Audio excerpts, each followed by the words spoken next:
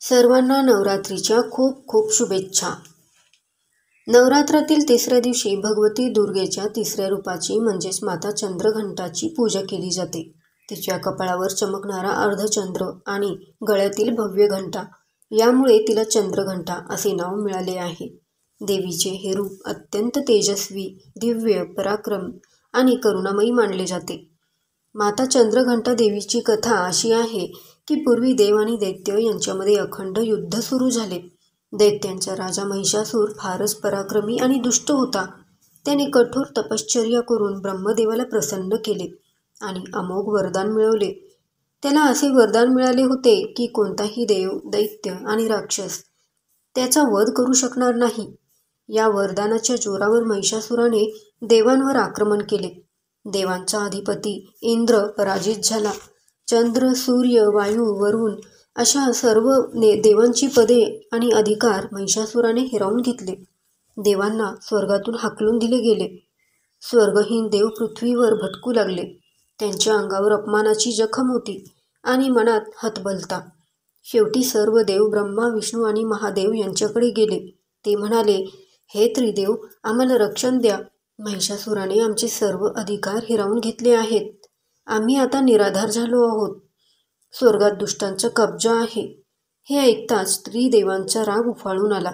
त्यांच्या कपाळातून आणि शरीरातून प्रचंड तेज बाहेर पडले.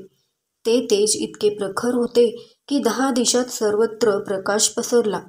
सर्व देवदेवतांच्या अंगातील ऊर्जा त्यात विलीन झाली. त्या तेजातून एक अद्वितीय देवी प्रकट झाली.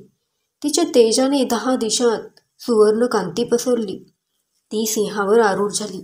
तिचे रूप पाहून देव थक्क झाले. महादेवांनी तिला त्रिशूल दिला. विष्णूंनी सुदर्शन चक्र दिले. वरुण देवाने शंख दिला. कुबेराने गदा दिली.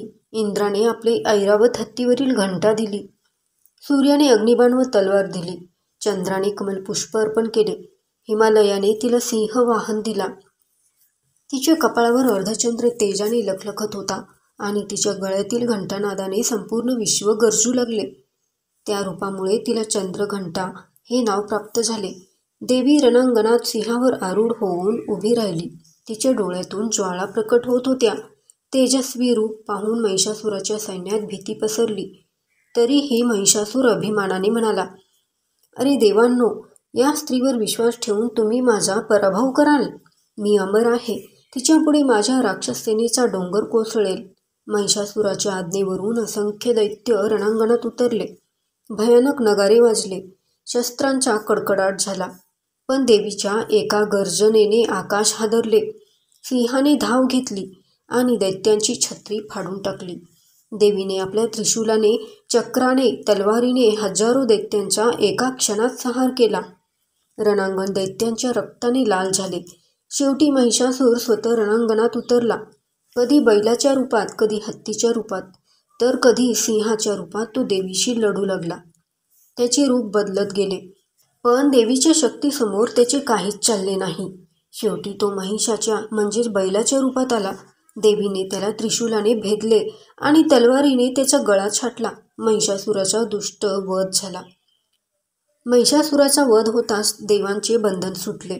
इंद्राने पुन्हा आपले स्वर्ग सिंहासन प्राप्त केले. सूर्य, चंद्र, वायू, वरुण यांनी आपापली पदे परत मिळवली. संपूर्ण विश्वात आनंदाचा उत्सव सुरू झाला. सर्व देवांनी देवीच्या जय जयकाराने आकाश दुमदुमले. जय माता चंद्रघंटा, जय दुर्गा माता.